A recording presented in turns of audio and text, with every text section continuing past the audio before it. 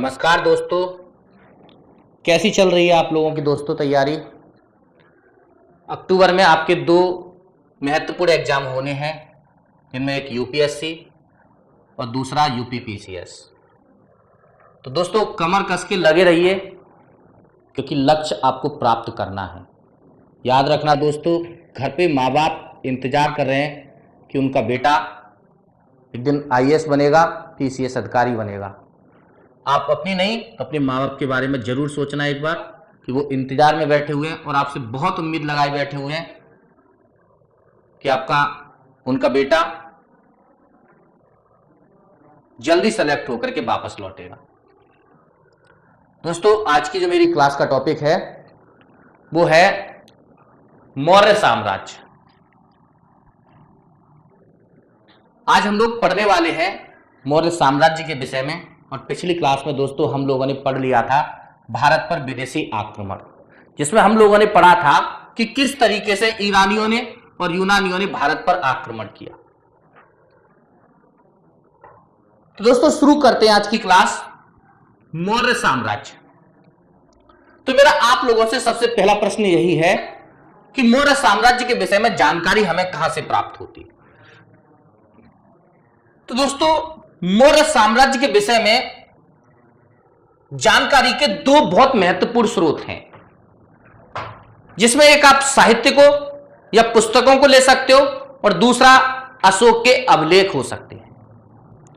तो दोस्तों दोनों के बारे में मैं अभी आपसे चर्चा कर लेता हूं। सबसे पहले हम लोग बात करते हैं कि कौन कौन सा साहित्य मौर्य साम्राज्य के विषय में प्रकाश डालता है। तो दोस्तों मौर्य साम्राज्य के विषय में सबसे पहले जो प्रकाश डालने वाली पुस्तक है वो है इंडिका।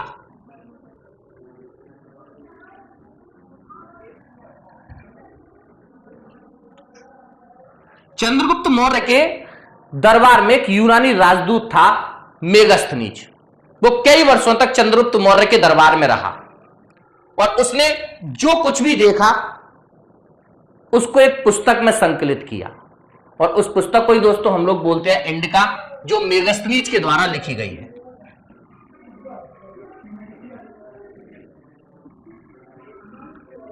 यह पुस्तक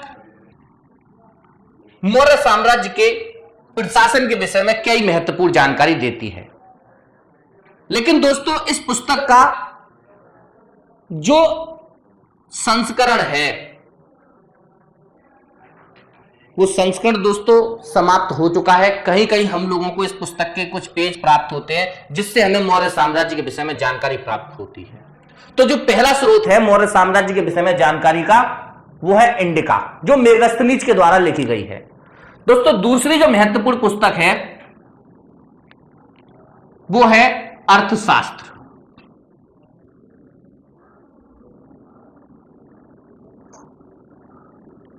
यह पुस्तक कौटिल्य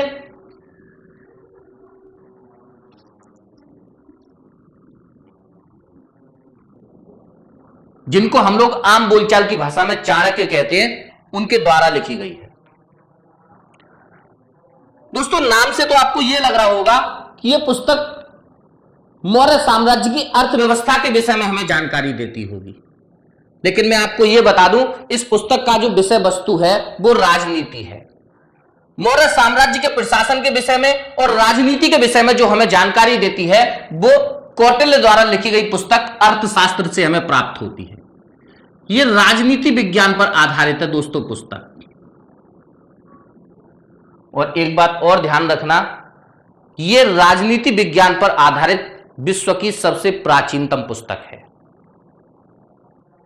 एक चीज और मैं आपको बता दूं, इस पुस्तक से मौर्य शासकों द्वारा जो जनता पर कर लगाए गए उसके विषय में भी हमको जानकारी प्राप्त होती है। यह पुस्तक कुल 15 खंडों में विभाजित है और इसका दूसरा और तीसरा जो खंड है वो सबसे प्राचीन माना जाता है।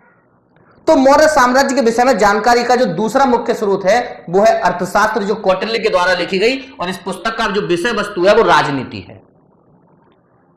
तीसरी पुस्तक मैं आपको बता दूं वो है विष्णु पुराण। मैंने आपको पढ़ाया था सबसे पहली क्लास में ही कि पुराणों की कुल संख्या 18 है और इनमें जो विष्णु पुराण है वो मौर्य साम्राज्य के विषय में जानकारी प्रदान करता है। तो तीसरा जो महत्वपूर्ण ग्रंथ है वो है विष्णु पुराण।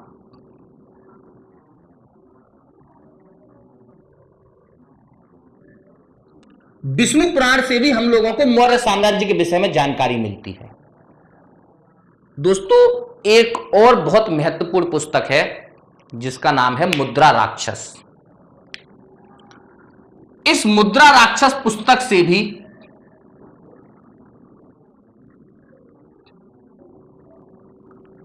मौर्य साम्राज्य के विषय में जानकारी हम लोगों को प्राप्त होती है। इसी पुस्तक से पता चलता है कि चंद्रगुप्त मौर्य ने अपने जीवन के अंतिम वर्षों में जैन धर्म अपना लिया था। यह दोस्तों जो पुस्तक है ये विशाखा दत्त के द्वारा लिखी गई है।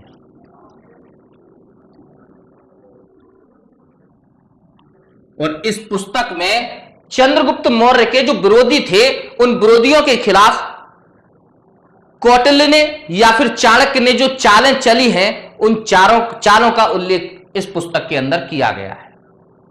दोस्तों इसके अलावा दिव्यावदान यानी जो बौद्ध धर्म ग्रंथ है दिव्यावदान,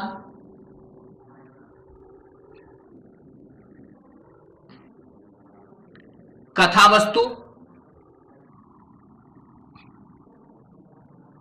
ये धर्म ग्रंथ ये भी मौर्य साम्राज्य के विषय में हमें जानकारी प्रदान करती है। तो दोस्तों ये थे मौर्य साम्राज्य के विषय में जानकारी देने वाले आपका साहित्यिक स्रोत, जिनमें सबसे पहली थी इंडिका, दूसरा अर्थशास्त्र, तीसरा विष्णु पुराण, चौथा मुद्रा राक्षस, दिव्यावदान और कथावस्तु। ये दोनों धर्म ग्रंथ बौद्ध धर्म से संबंधित हैं। मैं इनको यहां लिख देता हूं।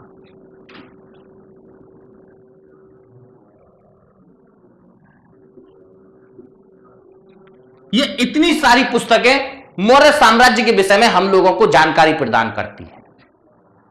अब दोस्तों हम लोग बात करते हैं कि मौर्य साम्राज्य की स्थापना कैसे हुई और किसने की। तो दोस्तों नंद वंश का जो अंतिम शासक था जिसका नाम था धनानंद, और वो अपनी प्रजा में अत्यधिक अलोकप्रिय था क्योंकि वो प्रजा के ऊपर तरह तरह के कर आरोपित करता था और उस कर का प्रयोग अपने राजकोष को बढ़ाने में करता था। इस अलोकप्रियता का लाभ उठा करके चाणक्य की सहायता से चंद्रगुप्त मौर्य ने मगध से धनानंद को युद्ध में हरा दिया और इस मगध साम्राज्य पर 321 ईसा पूर्व में मौर्य साम्राज्य की सत्ता स्थापित की।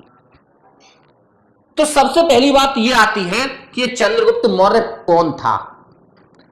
तो दोस्तों ब्राह्मण धर्म ग्रंथ और बौद्ध धर्म ग्रंथ, इन दोनों धर्म ग्रंथों में चंद्रगुप्त मौर्य को लेकर के विवाद है। अगर आप ब्राह्मण धर्म ग्रंथों को पढ़ोगे तो ब्राह्मण धर्म ग्रंथ चंद्रगुप्त मौर्य को शूद्र जाति से संबंधित करते हैं। धनानंद के अस्तबल में एक मुरा नामक शूद्र जाति की स्त्री रहा करती थी और उसी के गर्भ से चंद्रगुप्त मौर्य पैदा हुआ था। और यदि आप बौद्ध धर्म ग्रंथों पर जाते हो, बौद्ध धर्म ग्रंथ को पढ़ते हो, तो आपको पता चलता है कि जो आपका गोरखपुर है, गोरखपुर का जो तराई क्षेत्र है, वहां पर एक मौर्य जाति, क्षत्रिय जनजाति निवास करती है और ये जो बौद्ध धर्म ग्रंथ है चंद्रगुप्त मौर्य को उसी क्षत्रिय जाति से संबंधित बताते हैं। तो दोस्तों संभव है, लेकिन एग्जाम में क्वेश्चन आपसे ऐसे ही पूछेगा, बौद्ध धर्म ग्रंथ के अनुसार या फिर वैदिक धर्म ग्रंथों के अनुसार चंद्रगुप्त मौर्य किस जाति से था। तो आप आसानी से बता सकते हैं, बौद्ध धर्म ग्रंथों के अनुसार शूद्र था और वैदिक धर्म ग्रंथों के अनुसार, बौद्ध धर्म ग्रंथों के अनुसार क्षत्रिय था और वैदिक धर्म ग्रंथों के अनुसार वो किसी शूद्र जाति से संबंधित था। दोस्तों ये जो चंद्रगुप्त मौर्य था ये कौटिल्य को तक्षशिला के जंगलों में खेलता हुआ मिला था। एक्चुअली में ये जो चाणक्य थे ये तक्षशिला में आचार्य थे। तो तक्षशिला के जंगलों में कुछ बच्चों के साथ ये चंद्रगुप्त मौर्य खेल रहा था। तब चाणक्य ने इसकी नेतृत्व क्षमता को देखा और नेतृत्व क्षमता को देखते हुए इसके पिता से इसको खरीद लिया था और इस तरीके से चंद्रगुप्त मौर्य ने तक्षशिला में ही चाणक्य के नेतृत्व में शिक्षा ग्रहण की थी। दोस्तों, जिस समय सिकंदर का भारत पर आक्रमण हुआ था, उस समय ये जो चंद्रगुप्त मौर्य था ये सिकंदर से मिला था। एक इतिहासकार हैं जस्टिन, उन्होंने इस बात को बताया है कि चंद्रगुप्त मौर्य धनानंद के खिलाफ मदद करने के लिए सिकंदर से जाकर के मिला था, लेकिन इसकी स्पष्ट बाध्यता की वजह से सिकंदर ने चंद्रगुप्त मौर्य को मार डालने का आदेश दिया था। दोस्तों, जब आप यूनानी पुस्तकों को पढ़ते हो, जैसे मैंने भी आपको बताया जस्टिन यूनानी इतिहासकार हैं, जब आप यूनानी पुस्तकों को पढ़ते हो तो वहां पर आपको चंद्रगुप्त मौर्य का नाम चंद्रगुप्त मौर्य नहीं मिलता, वहां पर इसका नाम सेंड्रोकोटस मिलता है।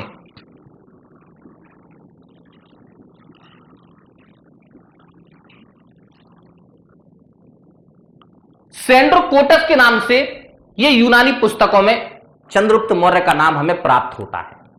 दोस्तों, विलियम जोन्स पहले व्यक्ति थे जिन्होंने यह अनुमान लगाया कि जो सेंड्रोकोटस शब्द है वो वास्तव में चंद्रगुप्त मौर्य के लिए ही प्रयुक्त किया गया है। दोस्तों, चाणक्य की सहायता से सन 321 ईस्वी में चंद्रगुप्त मौर्य ने धनानंद को युद्ध में हराकर मगध पर अपना शासन स्थापित किया। आप सब लोगों को याद होगा 322 ईसा पूर्व में ये जो क्षेत्र था पश्चिमोत्तर भारत का, यहां पर सेल्यूकस निकेटर का शासन था।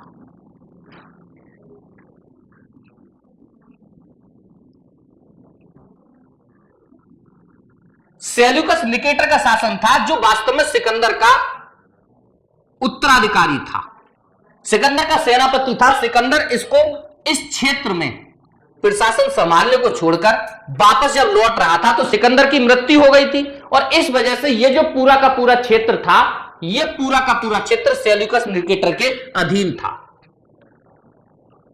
305 ईसा पूर्व में चंद्रगुप्त मौर्य ने इस सेल्यूकस निकेटर को युद्ध में हराकर उसकी बेटी से विवाह किया। उसकी बेटी का नाम था हेलेना और काबुल, कंधार, हेरात और मकरान, दोस्तों चारों क्षेत्र में लिख देता हूं, काबुल, कंधार, हेरात और मकरान का ये जो क्षेत्र था दहेज में सेल्यूकस निकेटर से प्राप्त किया था। बदले में 500 हाथी चंद्रगुप्त मौर्य ने इस सेल्यूकस निकेटर को उपहार स्वरूप प्रदान किए थे। तो दोस्तों, इस तरीके से देखा जाए तो लगभग संपूर्ण उत्तर भारत, जो कर्नाटक तक का क्षेत्र जिसके अंदर शामिल है, यह पूरा का पूरा क्षेत्र मगध साम्राज्य के अधीन आता था। दोस्तों, सन 298 ईसा पूर्व में इस मगध क्षेत्र में भयानक अकाल पड़ा और जब चंद्रगुप्त मौर्य अपनी प्रजा को इस अकाल से मुक्ति दिलाने में सफल नहीं हुआ तो उसने अपना जो राज्य था वो अपने पुत्र बिंदुसार के पक्ष में त्याग दिया और खुद दक्षिण भारत चला गया और वहां जाकर के जैन धर्म का प्रचार प्रसार करने लगा। उससे पहले दोस्तों एक चीज और मैं बता दूं, जब 305 ईसा पूर्व में सेल्यूकस निकेटर को चंद्रगुप्त मौर्य ने युद्ध में हरा दिया तो सेल्यूकस निकेटर ने अपना एक राजदूत जिसका नाम मेगस्थनीस था वो चंद्रगुप्त मौर्य के दरबार में नियुक्त किया था। यह राजदूत 5 साल तक चंद्रगुप्त मौर्य के दरबार में रहा और उसने दरबार में जो कुछ भी देखा उसको अपनी प्रसिद्ध पुस्तक इंडिका में उसने संकलित किया है। तो दोस्तों 398 ईसा पूर्व में चंद्रगुप्त मौर्य अपने पुत्र बिंदुसार के पक्ष में गद्दी त्याग कर दक्षिण भारत चला गया और वहां जाकर के जैन धर्म का प्रचार प्रसार करने लगा। अभी मैंने आपको बताया जो विशाखादत्त पुस्तक है, विशाखादत्त ने पुस्तक लिखी है मुद्रा राक्षस। ये मुद्रा राक्षस पुस्तक इस बात पर प्रकाश डालती है कि चंद्रगुप्त मौर्य ने अपने जीवन के अंतिम समय में जैन धर्म अपना लिया था। दोस्तों कर्नाटक में एक स्थान है श्रवण बेलगाम, और वहां पर चंद्रगिरी की पहाड़ियां हैं। उन चंद्रगिरी की पहाड़ियों पर चंद्रगुप्त मौर्य ने, इसलिए दोस्तों उसका नाम चंद्रगिरी की पहाड़ियां पड़ी हुई हैं, चंद्रगुप्त मौर्य ने संथारा प्रथा द्वारा अपना शरीर त्याग दिया। क्योंकि दक्षिण भारत में चंद्रगुप्त मौर्य कर्नाटक में गया था, इससे यह अनुमान लगाया जाता है कि यह जो कर्नाटक का जो क्षेत्र था वो क्षेत्र मौर्य साम्राज्य का अंग रहा होगा। और इसी वजह से दोस्तों मैंने यहां पर यह मार्क कर दिया है कि यह जो पूरा का पूरा उत्तर भारत है, अफगानिस्तान तक का जो क्षेत्र है वो क्षेत्र मौर्य साम्राज्य का अंग था। तो दोस्तों उम्मीद करता हूं कि चंद्रगुप्त मौर्य के जो फैक्ट थे वो आपको समझ में आ गए होंगे। अब 298 ईसा पूर्व में चंद्रगुप्त मौर्य के बाद, यानी मौर्य साम्राज्य का जो सबसे पहला शासक था वो था चंद्रगुप्त मौर्य।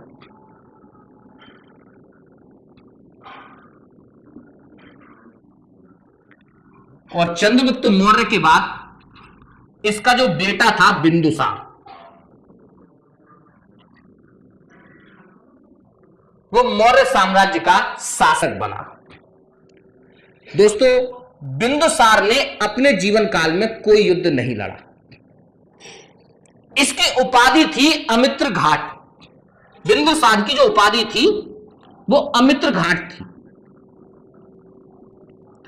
इसका अर्थ होता है जिसका कोई शत्रु ना हो। और इसी आधार पर जो हमारे इतिहासकार हैं वो ये अनुमान लगाते हैं कि बिंदुसार ने अपने जीवन काल में कोई भी युद्ध नहीं लड़ा था। इसके जीवन की जो सबसे बड़ी उपलब्धि थी वो ये थी कि इसने विरासत में अपने पिता से जो राज्य प्राप्त किया था उस राज्य को अक्षुण्ण बनाए रखा। यानी जो राज्य इसको प्राप्त था उसमें किसी भी प्रकार की कोई कमी अपने शासनकाल के दौरान नहीं आनी थी। इसके अलावा दोस्तों ये जो बिंदुसार है इसके यूनान के शासकों के साथ भी बहुत मैत्रीपूर्ण संबंध थे, जिसमें सीरिया के एक शासक थे जिनका नाम था एंटीओकस। मैं यहां लिख देता हूं,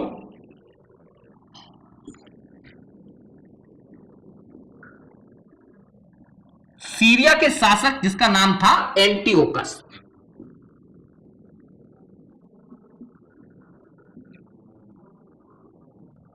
उसने अपना एक राजदूत इस बिंदुसार के दरबार में नियुक्त किया था और उस राजदूत का नाम था दोस्तों डाइमेकस। डाइमेकस को मेगस्थनीज का उत्तराधिकारी कहा जाता है। तो मैं यहां लिख देता हूं, डाइमेकस जो था वो बिंदुसार के दरबार में रहा